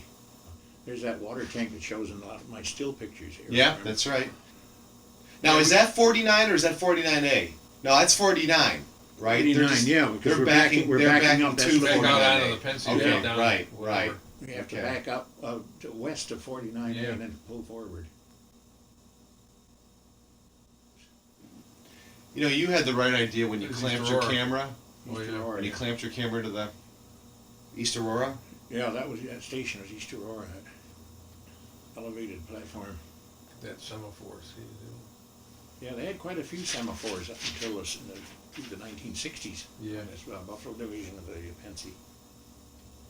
So this excursion was to where? Where were you going? Arcade. Arcade. Okay. that's where they are there. Yeah, there's the old arcade Junction, station, the old station that they tore down, replaced with a little new, Yeah. tiny little modern station. Arcade on the Pensy? Yeah. No, Arcade Junction. Oh, Junction. Okay. Yeah, but it was Okay. it was Arcade Junction on the A&A, but on the Pensy it was just plain Just arcade, arcade. yeah. Right. Yeah. Okay. The station sign on the ends of the station said arcade, but it was known as Arcade Junction on the A&A because they had a station right in the middle of town, which was, what was it, about 2 miles, I guess, from Yeah, there, I'd say something like something that. like that. I had printed hundreds of John's negatives from the 1920s up until 1935. I didn't know what type of camera John used. It's important to realize that John came from a family that had money. So if John wanted a camera, he would have received one. But more than likely, not one of the cheaper Kodak Brownie cameras of the day. From the late 1920s to the mid-1930s, there were a number of cameras to choose from. Kodak cameras were clearly the more popular brand of consumer-grade cameras available back then. There were dozens of models to choose from, but again, I have no record of what John used prior to 1938. John could have owned any of the cameras that I have pictured here. But if we get a look at a few seconds of film taken during a 1938 Railroad Enthusiast fan trip, John's not using a camera that has bellows, he's using what looks like a modern camera. Well, it turns out that the camera that John had was a Kodak 35. And again, this is an example of John being at the right place at the right time. The Kodak 35 was introduced in 1938 and it used the new 35mm format. And it was the first US-made 35mm camera. That's not John's exact camera, but that's the camera that he used. And I actually bought 2 of them and restored them both just to see what they would be like. And it takes really good pictures. It's got great optics. The camera was completely manual, and it involved a lot of guesswork and skill to get a perfect picture. But this was the camera that John used to capture probably 90% of the photographs he had in his collection, the Kodak 35. So let's take a look at a sampling of some of John's photographs. This photograph was taken across the tracks from Tower 49A. 49A would have been on the left side of the picture.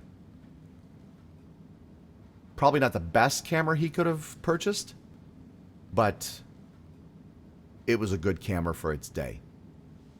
The majority of amateur photographers were still using some derivative of the Brownie camera.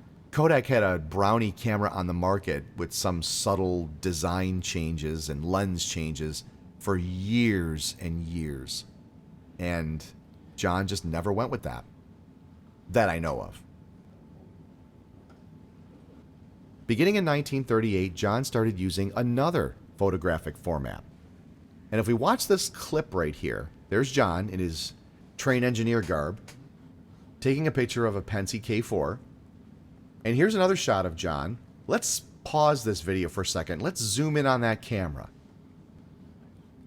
Now, it is kind of blurry, and we know that John shot 16mm films. because of the Jim Herron films. This is the camera that John used. 16mm movie camera, the Cine or the Cine, C-I-N-E, I can never pronounce that correctly.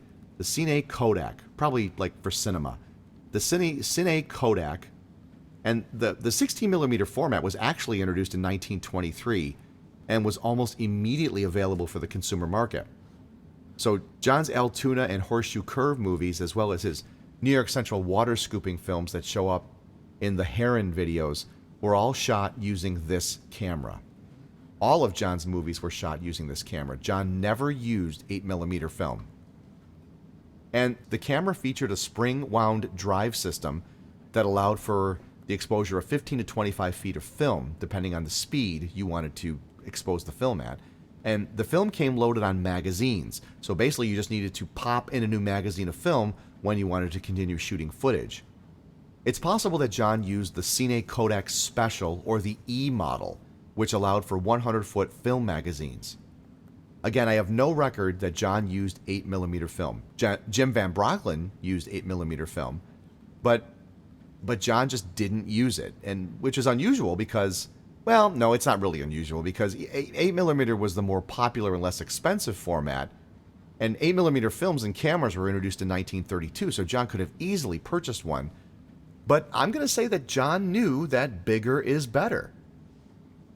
I can only guess as to why John gravitated to 16mm film from the beginning, but if you look at this graphic, you can see that regular 8 and Super 8 are probably half the size, or just slightly more than a quarter of the size, of a single frame of 16mm film. So John knew that he was going to get better results by shooting 16mm. Let's take a look at a quick sampling of John's 16mm films from 1939 to 1941. Now, according to the label that was on this film, this is the Lehigh Valley Black Diamond. This film was shot in 1939. Black Diamond is just pulling out of Buffalo. Here's another Lehigh Valley streamlined train. John says that this was shot east of Buffalo. Look at just how glorious that is. 1939 for this.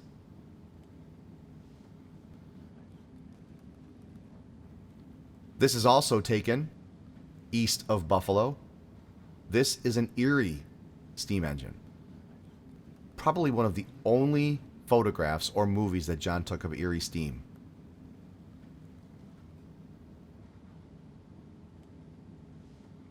This engine right here is a Lackawanna engine. And the only reason why John captured that is because he was shooting the Erie steam engine previously. And he just was in the same spot, and this train just happened to come along. But he didn't go out of his way to shoot a DL&W train. Now, this is absolutely spectacular footage here. This is a train on Church Street after it had just pulled away from the Terrace Street station. So maybe that's the reason why John gravitated immediately to 16mm film. He was able to shoot in color. Of course, when we're talking about Railfans, 8mm film was way more prolific. The camera is only as good as the photographer holding it, and while it's true that John's 16mm films are brilliant, just think of seeing the world in color in the late 1930s, if John hadn't held his camera rock steady or used a tripod, his films would be very difficult to watch, as were most 8mm films coming out of that era. Rarely was a tripod used, and since the cameras were completely manual, you had to set a fixed focal range on the lens or else your films would be completely out of focus. But when John took his 16mm camera on train rides, he would clamp the camera to the railing at the very back of the train or to the railing of an open window. And that way, yes, you would still get the rocking motion of the train, but you wouldn't get the rocking motion of the train in addition to you not being able to hold the camera steady. 16mm film was more expensive than 8mm, and most 8mm reels contained 50 feet of film and would give you just a bit over 3 minutes of footage if you shot at 18 frames per second. But you only had about 10 to 15 seconds of capture time on a single wind of the camera. There were no battery packs in those days. Let's watch a clip of Jim Van Brocklin, who was a pro at capturing footage longer than 10 to 15 seconds. Let's watch him explain how he was able to get more footage beyond a single winding of the camera. There we go. Yeah, there's a train pulling out there. Yeah, James Van Brocklin took that, I think. That's the one I think it is. And it starts to go back and forth because I'm cranking. What you need is a stabilizer in there. Too bad my tripod wasn't a real good heavy one. I wouldn't have had that problem. How are you? I'm cranking my camera. Oh, are you? Yeah, to try to get it. Otherwise, it wouldn't have. You would have got half the thing, and it would have shut off and run out of wine. So I'm winding it. You're winding the camera. Mm-hmm. That's why it's doing that. And then I should have opened the lens up instead of closed it. I had an old mechanical wind camera. A lot of them, when you wound it up, then they unwound the opposite direction. But this thing didn't do that, and so I changed the T handle to a crank. Made a crank, Yeah. and so I could really wind it up real quick. When I ran out of wine, because they were only like 5 feet of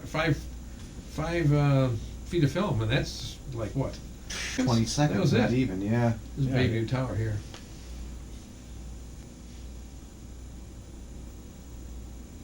Yeah, that's a westbound at Bayview. Yeah. Yeah.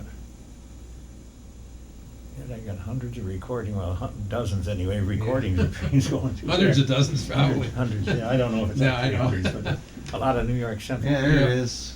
There it is. Bayview. That was a great place to watch trains. Oh God, was it ever? John is an incredibly active rail fan. He's a dedicated student, and John was taking hundreds of pictures from the late 1930s on, or as he would say, hundreds of dozens of pictures between 1935 and 1940. His activities with the Buffalo chapter of the Railroad Enthusiasts was pretty much continuous. There were weekly trips on regular passenger trains, plus excursions sponsored by the New York Central and the Pennsy. He was, however, still a college student. By 1940, however, he was enrolled at Bryant and Stratton Business Institute. And here's a picture of the building at North and Pearl. John may have graduated in either late 1940 or at some point in 1941, but of course at this point the U.S. was gearing up for war during this time. On September 16, 1940, the United States instituted the Selective Training and Service Act of 1940, which required all men between the ages of 21 and 45 to register for the draft. And here is John's registration card. He registered on October 6, 1940. Now notice that his employer's name is listed as unemployed. So I have to ask, was he unemployed at this time or was he still in school? Nowadays, when you're in school, you put down your occupation as being a student. But he put down unemployed. It was also around this time that John's father purchased a home on Meadow Road in North Buffalo. So in 1940, John is saying that he's unemployed, but by 1941, John is employed, and by the New York Central as a clerk. And at this point, John really hit his stride as a very active and well-informed rail fan, because now he's part of the New York Central. Now he has a railroad pass. Now he's working for one of the railroads that he is a major rail fan of. And his job was a clerk in the freight office, and he worked out of Central Terminal. So could this work have kept him out of the war? Was John a CO, a conscientious objector? Or was he too old at 26 to serve in the military? So if John was registered for the draft, and by 1941 he was 26 years old, why didn't he serve in the military? And I pondered this for quite some time, and I can only guess that it was because of his eyes. John didn't have the best eyesight, even with his glasses on. And I found this document called the Medical Department United States Army Physical Standards in World War II, and it says that during 1940 and 41, eye defects were the cause of 12.2% of all rejections, and were the second leading cause for military disqualification. After standards were lowered at the outset of the war, rejections for eye exams were exceeded consistently by mental disease, by mental and educational deficiency, and by musculoskeletal and cardiovascular defects. So even though they lowered the standards for eye deficiencies, it's possible that John fell into that category of being disqualified once the U.S. entered the war. By then, he was, like I said, he was 26 years old and working for the New York Central. So who knows? Maybe he was considered essential personnel, more beneficial to the home front than he would be overseas or in the Pacific. So what does a clerk in the freight office of the New York Central do? Well, before there were any such things as computers, any tracking or sorting of freight orders or shipments of any kind in the New York Central were written out on cards or in huge ledger books with indexing down to the minutest detail. And this is what John did. He was responsible for entering data for freight shipments in and out of Buffalo. He constantly was keeping track of what was in a freight car, how much was in a freight car, and where the car was scheduled to be delivered to. And as I say right here, shipments of freight could very easily get lost, especially during the war years, and John had to know where freight was on a particular train at all times. And most importantly, John had to know where a boxcar was located, especially if it was sitting empty on a siding someplace. In a worst-case scenario, if the same boxcar was loaded with someone's products, and heaven forbid, lost in shipment, and I say that with air quotes, John had to be able to locate the missing boxcar fast, because it would not be a good thing for the New York Central if a major shipment was reported as being lost. So John had to know where New York Central freight trains and the contents of those trains were located in the Northeast, and especially on Buffalo Division trackage at all times. And if there were any problems with a freight shipment, John was one of the clerks whom people went to in order to locate a very specific item in a much larger shipment. And it required someone with a very detailed and analytical mind. And John had a photographic memory, so someone with a photographic memory doing this job didn't hurt either. And don't get me wrong, it was tedious, mind-numbing work. It was a strain on the eyes, and the job tended to drive people crazy. And even though the card index or ledger books were written out to very strict standards, adhering to New York Central standards, the clerk had to have the mental capacity to know where data could be located as quickly as possible. And yeah, a lot of people probably lost their minds doing this kind of work. But John didn't go crazy in the job, and in fact, he enjoyed it immensely. After all, the trade-off was an employee pass that allowed him to go anywhere on the New York Central to take pictures and make sound recordings. And John stayed with the Central long enough to see the introduction of early computers in the 1960s. And it made his job somewhat easier. But in the late 1960s, it also brought about the disastrous merger of the New York Central and the Pennsylvania Railroads into Penn Central. And John told me that the merger created unequaled chaos for all of the clerical workers. And for the first time, he found himself growing incredibly frustrated. Penn Central only lasted a few years, as we all know, before they too went bankrupt. Conrail was the next step in the railroad legacy for this particular area of the Northeast, but when they went into operation in 1976, John took that as a cue to retire, and he did. His railroad career was over by 1976, and here's John sitting at his desk in the freight office at New York Central. So this is where my podcast really falls into play in my relationship with John, because trains have sounds. So most dedicated rail fans, or just someone who is waiting at a grade crossing for a train to go by, you know that the sound of a passing train, especially if it's going by at 79 miles an hour, it's an absolute thrilling experience.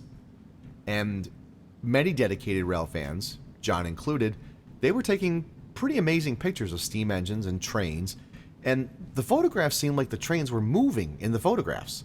Of course, movies brought the trains to life, but trains made tremendous amounts of noise. Steam engines seemed like they were alive, and no photograph or movie could capture that feeling. One thing I didn't know is that John's 16mm camera did not capture sound at the same time it was filming. In many of John's pictures, the steam engines seemed like they were moving, and they were ready to jump out of the photographs. Just look at the smoke coming out of the stack in this picture at Central Terminal. It really does seem like the train is moving. Now, sound recording in itself back in the 1930s and early 40s was not for the average consumer. Home recording was possible, but it was not always practical, especially for Railfans. And what we have here is an early example of a record cutter. Record cutters basically did that. They cut a groove into an acetate blank disc, and it recorded at 78 RPM, and you could only get about maybe 3 to possibly 3.5 if you really pushed it, 3.5 minutes worth of material on a home cut record. And even though they were available to the consumer market, most of the people that had these were radio stations or production studios. They weren't for everyone. And portable record cutters could be purchased from various catalogs, but again, the technology of the record itself was no different than your favorite Glenn Miller recording. John may have seen ads for record cutters in various magazines or electronics catalogs. And the technology wasn't great. They really weren't intended, especially from a radio station point of view. Cutting a record for a radio station would be like making a commercial. You know what I mean? You play it a couple of times, and that's the end of it. Tone arms were heavy back then. So you take one of these fragile discs and you play it over and over and over, and you're basically going to destroy the record. For anyone who's ever seen any of these audio disc recordings, you can find them every once in a while. They turn up at AmVets or Salvation Army. If you take it home and listen to it, you might be surprised that, first of all, they're incredibly noisy, and second of all, you might not even hear anything on it. You can tell there's something there, but nothing that sounds really, really good. And again, recording time was limited to 3 minutes and 30 seconds if you were lucky. And the recording medium was just an acetate disc with a thin vinyl or plastic layer over it. And some companies, to cut costs, they actually used a piece of cardboard as the base, and then a thin layer of vinyl or plastic would be over the top. This is not something that you can take with you on a train to make a recording. Now, I'm sure many Railfans saw these record your voice booths around many different cities or towns. They can be found especially at fairs, carnivals, and larger cities, but they were pretty much a standalone novelty, and Railfans could not take a record your voice booth with them when they went trackside to make a recording. Now, during World War II, the Pepsi-Cola company provided canteens for enlisted men and women. I'm sure many of you have heard of the stage door canteen. Well, a canteen was a place for men in basic training or men that were home on leave. They could go and have a shower, get some food, dance, play games. Where Pepsi was concerned, they offered all those services and, of course, free Pepsi. But they had a service where a man could walk into a booth and make a recording, which Pepsi-Cola called the voice of your man in service. So basically what this was, Pepsi provided a portable recording service to go into areas where basic training was taking place. So you had these in New York, Washington, D.C., and California, like Los Angeles. And this would only record about maybe a minute to 2 minutes tops. Maybe that's really, really pushing it. And it was just that. A man would step into the booth, he would make a recording. Hi, honey, I really miss you, and I'm doing great here, and, we all got to do our part, and so on and so forth. And the record would be placed in a cardboard envelope. Here's a picture of one right here. It would be placed in a cardboard envelope and then sent home. The records were only 6.5 inches in size, and they were made of cardboard. And they had a very thin layer of acetate or plastic or something over the top. And they were very thin, and they were often bent in the mail. And once they were bent, they can't be played. And very few of these survive today. And the United States knew nothing about magnetic tape until a German magnetophone was captured and analyzed. The Germans apparently had this technology for years before America knew that it was even out there. And the story goes that a bunch of U.S. troops were listening to a German broadcast of, I don't remember what it was exactly, but we'll say it was a Beethoven symphony. Now, anyone who's ever listened to classical music, especially a symphony on 78, knows that they come in large albums of maybe 5 or 6 discs. Each disc is 12 inches, and each side of the disc can hold probably about 4 minutes worth of material. And unless the radio station had 2 turntables and they could sync the second recording up while the first one is ending so you wouldn't notice any kind of dropout, it was pretty obvious that people were listening to a classical record played off of a 12-inch 78. But these troops were listening to this Beethoven symphony, and they were noticing that there was no interruption. There was no break. There was no dropout. There was nothing. And they just could not figure out how this was done. So eventually, a German magnetophone was captured in the raid of a town, and they went into a radio station. The troops went into a radio station, and they found the magnetophone. They didn't know what it was. They brought it back, and they had it analyzed, and it was reverse engineered. And Bing Crosby was one of the first people to see the advantages of magnetic tape. He invested his own money into the development of machines and tape. And Ampex has Bing to thank for a lot of the early success that they had. And Crosby himself started using the machines to pre-record his shows in 1947. And that way, if there were any mistakes made, he could just edit them out. Now, John certainly wouldn't have known anything about magnetic tape in the early 1940s.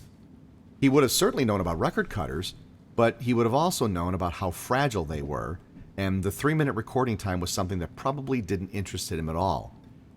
As far as the Pepsi-Cola, your voice in service, John had a friend who actually would take one of the portable recording devices out to areas where basic training was taking place, but there was no Pepsi-sponsored canteen. So John had this friend who was employed by Pepsi to venture out and make these recordings, and I'm sure John wondered if he could get his hands on one of those units to give it a try, as limiting as it was, to record trains, but unfortunately he was never able to do that. So this is not going to be a history of the wire recorder. I've talked about that in a video that is available on my Facebook page. But the technology that John did gravitate to was the wire recorder. And wire recorders had actually been around since the early 1920s. And the U.S. Navy used them to record cockpit conversations of pilots during World War II. But when they first came out, they were used primarily for dictation. Between 1944 and 1945, the U.S. Army Signal Corps used wire recorders as part of their Ghost Army to create sonic deception on the Western Front. And multiple battlefield scenarios were recreated using military sounds recorded at Fort Knox, Kentucky, and then the wire recorder audio was played back through powerful amplifiers and speakers mounted on vehicles, and this was like blasted across the fields to the Germans. And what it did was it convinced the Germans that there was major tank and artillery movement taking place, when really the actual Allied deployment locations and operations were taking place miles away from where this deception was taking place. And again, this was known as the Signal Corps' Ghost Army, and wire recorders were used for this. And after the war, the magnetic wire recording technology was brought into the consumer market. And it's entirely possible that John first heard about wire recorders from ads in magazines.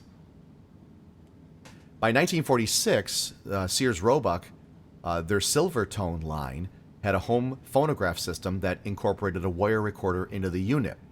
The turntable doubled as the wire take-up reel.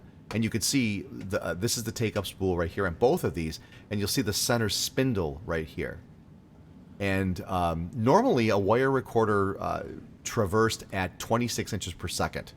So I don't know if that comes out to 78 RPM, but when you flicked a switch, I'm sure it engaged a gear, or not necessarily a gear, but it probably did something with an idler wheel to step up the speed or step it down. I really don't know. I've never seen one of these units before, so I don't know. But again, this is as early as 1946 that a home wire recorder was available.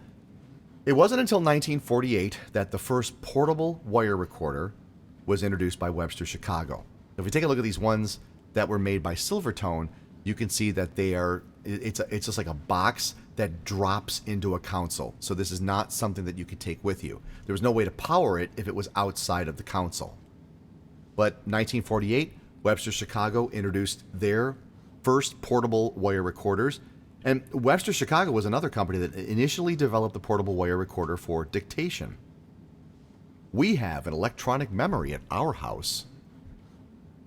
But regardless of Webster-Chicago's intentions, the public saw a much broader use for the wire recorder, and John noticed right away that a wire recorder might be the perfect thing for recording trains. And Webster-Chicago thought that using their portable wire recorder to record trains was a great idea as well.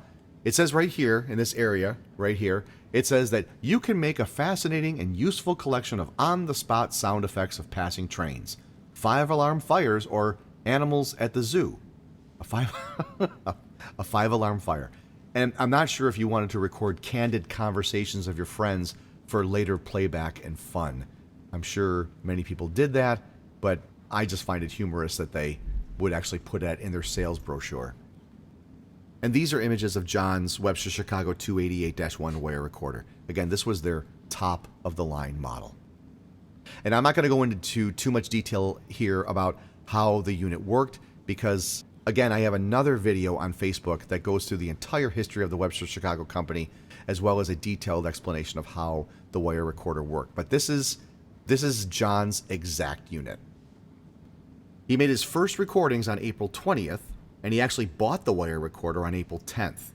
So, it's like getting a brand new camcorder or something, and you just want to head out to the coolest place you could think of, and that's where John went. He went to Bayview Tower. So we're going to listen to a little audio of John talking about recording from Bayview Tower. How far were you from the tracks? I mean, when that New York Central went over those crossings, you sounded like the microphone was underneath it.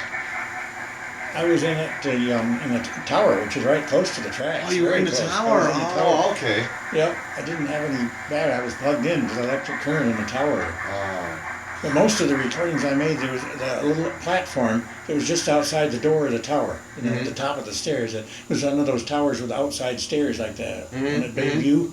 And there's a platform at the top of the stairs before you go in the door. And I was sitting in a little folding stool that I used to carry around with me, with the recorder on one, and I was on the other, and I was on the platform just outside the door of the tower. So I was right close to the tracks, but I was up at the second story level of the tower. That's great. Luckily, John kept notes about everything he recorded, and this brings me to another issue that we need to deal with when we're talking about the older generation of Railfans. Many of them, John in particular, were really not thinking about prosperity and preserving what they were doing for future generations. They were making recordings and taking pictures for themselves. And John wrote notes of what he was recording in a way that made sense to him alone. And often he didn't write the notes until after he returned home from making a recording. So again, this is, a photographic memory. And for about 99% of the time, John is pretty accurate with what he is notating. But his early Bayview recordings, he really didn't write anything down at all, except it was a freight heading east or a passenger train heading west. It wouldn't be until he got into the 1950s that he really started taking more detailed notes. But again, they made more sense to him than they did to anyone else, because he really didn't think anyone was going to be interested in these recordings other than his friends and himself. Let's listen to another segment of a conversation I had with John, where he talks about how he powered the wire recorder using a power converter and how difficult it was to get that perfect recording. And at the time, I knew nothing about a wire recorder. Again, this is 1991, and John was introducing me to the magnetic wire technology for the very first time in this recording. So let's have a listen.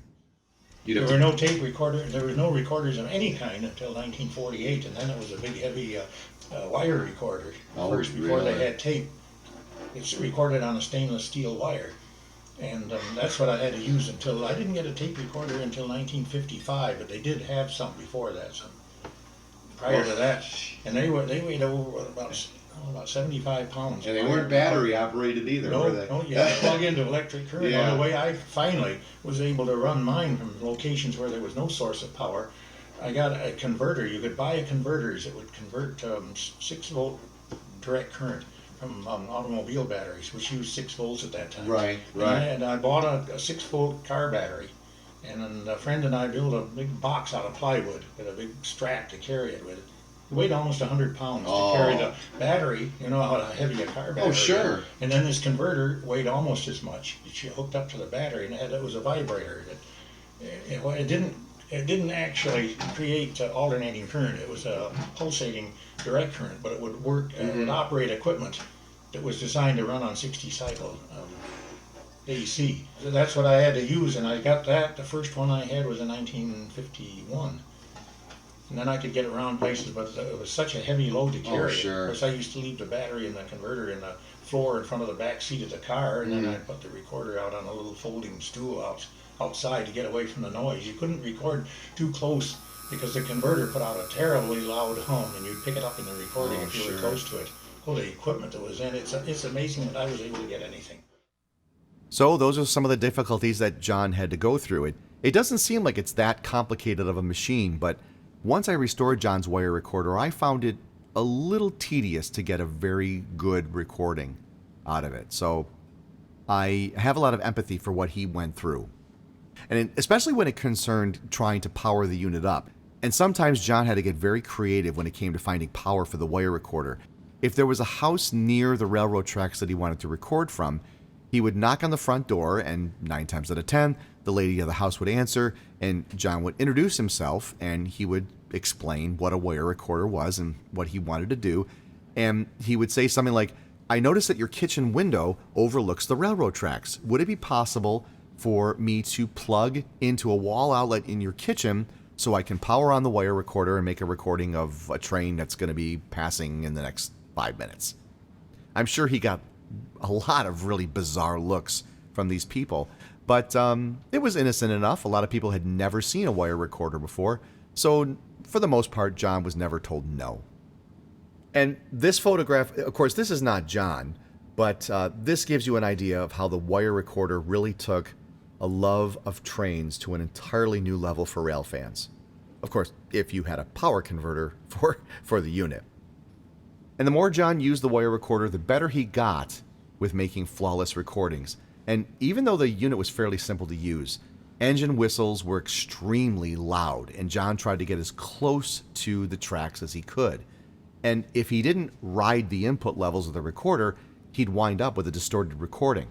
And the crystal microphone that came with this 288-1 was crude, but it worked well with the unit. And next to Bayview Tower, John's second favorite spot to record from was New York Central's Tower 49A. And this tower was located 1 mile west of Central Terminal and was a junction between the Pennsy and the New York Central. And there are a number of 49A and Bayview recordings featured on the Living with Steam podcast. So by all means, please check it out. You can find Living with Steam on Spotify or on Apple Podcasts. And John was a pretty eccentric guy, as I said before. And when diesel engines started making their appearance, John was not interested in them at all. Yes, he did record them if one just happened to get into his recording while he was waiting for something else, but he would never purposely go out and record a diesel. He was also very particular about what he recorded. So if a steam engine was going by and a car on a road a couple blocks away blew its horn, John would consider the recording ruined. If he was making a recording and an airplane flew overhead or a truck drove by, he would consider the recording ruined. And I used to chastise him about that all the time because I'm saying, John, those extraneous noises put the recording into the context of the surroundings. You don't want to eliminate all that stuff. And later on, he realized that, yeah, maybe he shouldn't have been so, hard-nosed about it. But I'm sure there were a great many more recordings than what we have that John simply stopped the wire recorder and erased the wire because something got in there that he really didn't want to hear. John also recorded from Tower FW. This was an Erie Railroad tower located about a mile south of Tower 49A.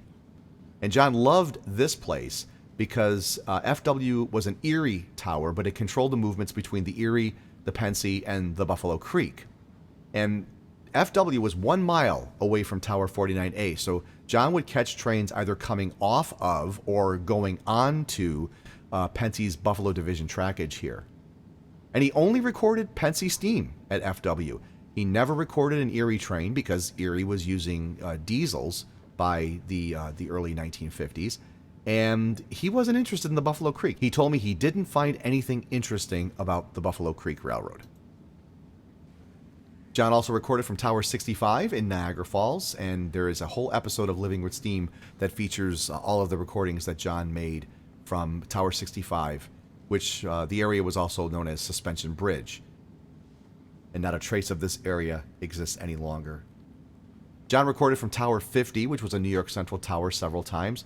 The train movements were not horribly exciting as the tower wasn't located at a grade crossing like at Bayview, but Tower 50 was an incredible place to hear real train movements because this tower controlled trains coming off the New York Central main line to the Niagara branch and from the main lines to the trackage that headed west to Chicago.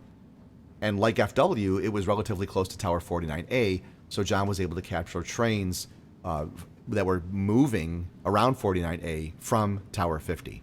This picture shows Tower 50 in the background. The Seneca Street Overpass Bridge is in the foreground.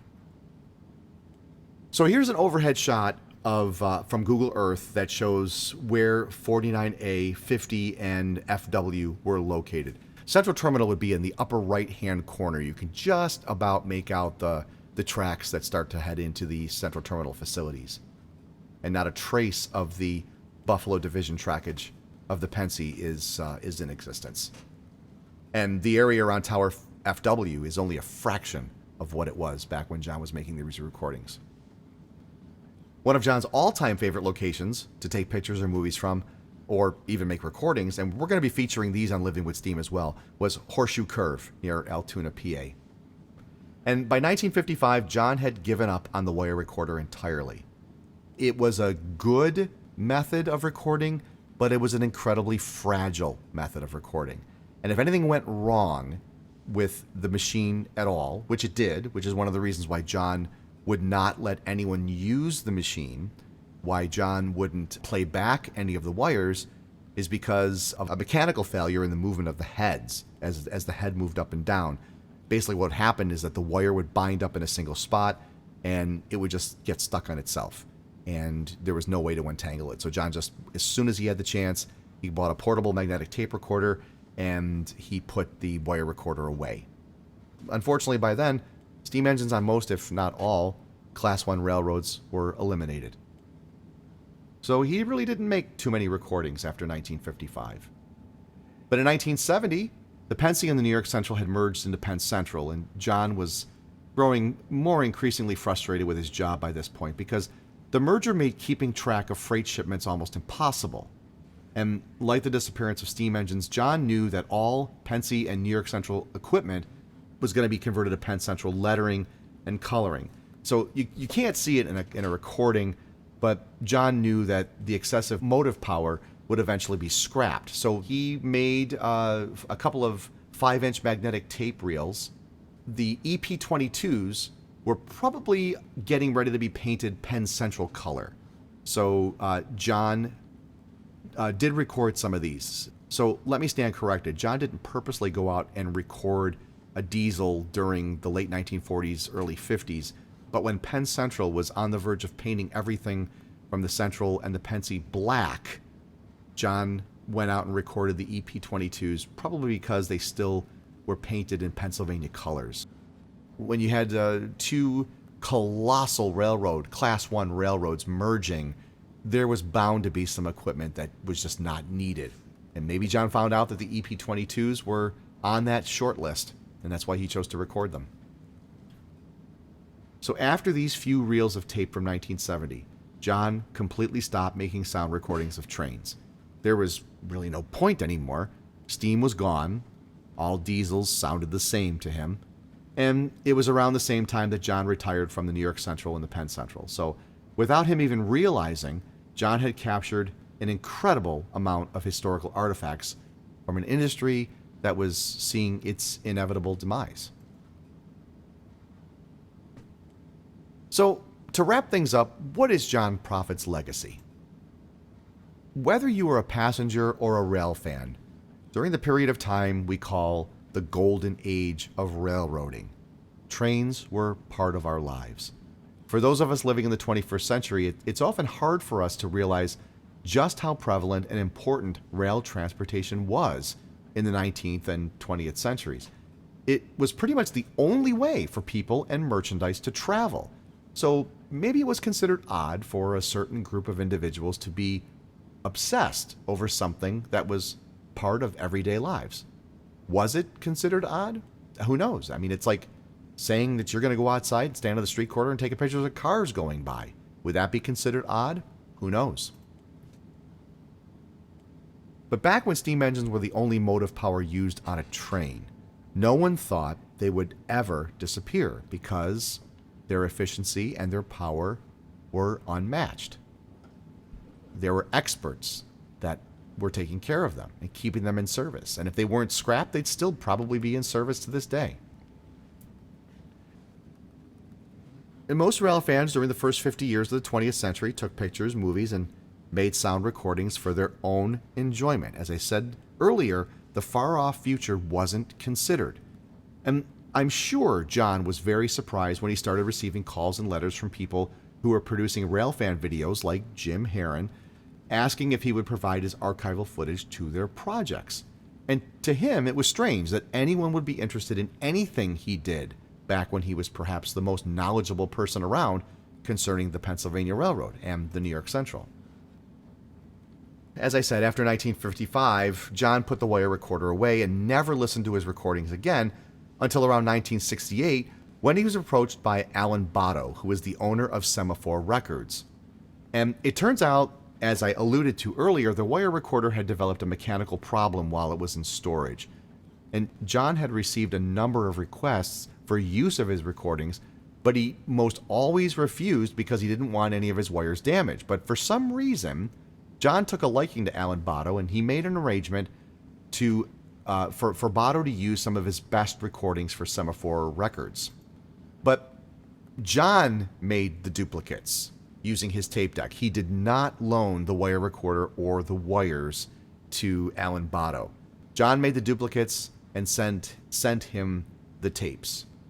And unfortunately, the Semaphore records are long out of print. You can find them on eBay. The majority of them are 7-inch records that were issued at the time to commemorate some museum or some train. But there are several 12-inch records that are available. The three that are here, especially the New York Central System one and the On Time one in the middle, those all feature John's recordings. In 1968, John helped to form the Pennsylvania Railroad Technical and Historical Society in Lewiston, PA. He was, at that time, considered the foremost expert on the Pennsylvania Railroad. And the Pennsylvania Railroad Technical and Historical Society is still going strong to this day. In 1996, I approached John about remastering the best recordings from all of his wires for the production of a 5-CD set. And the project was called Living with Steam. John personally selected all of the recordings he wanted featured on the first volume of the set, and the information he provided for the booklet was as if he had just made the recordings yesterday. He was remembering the recordings right down to their tiniest detail, and some of these recordings that we were listening to in my living room, he hadn't heard in almost 50 years. In 1997, Volume 1 of Living with Steam was released and made available through a website I created with the same name, and the first production run of the CD sold out very quickly. And John passed away in 2002, and I was absolutely crushed. I was devastated by his death. The Living with Steam project was over as far as I was concerned because John was irreplaceable, but he was also a very good friend, and I just felt I could not continue without him. And John's notes, as I had said before, made sense to him alone.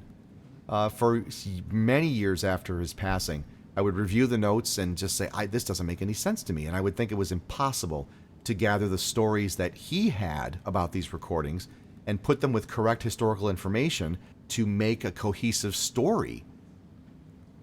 But the passing of time and the advances of new technology made me revisit the Living with Steam project in early 2020. So perhaps it was possible to continue the project without John there to guide it along.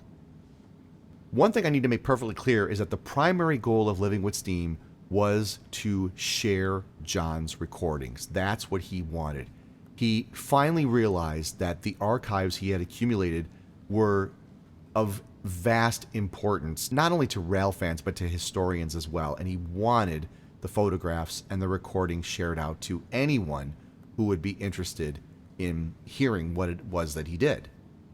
And the Living with Steam podcast will ensure that John's recordings are heard by anyone interested in what real trains sound like. And the last time I spoke with him, those were his wishes.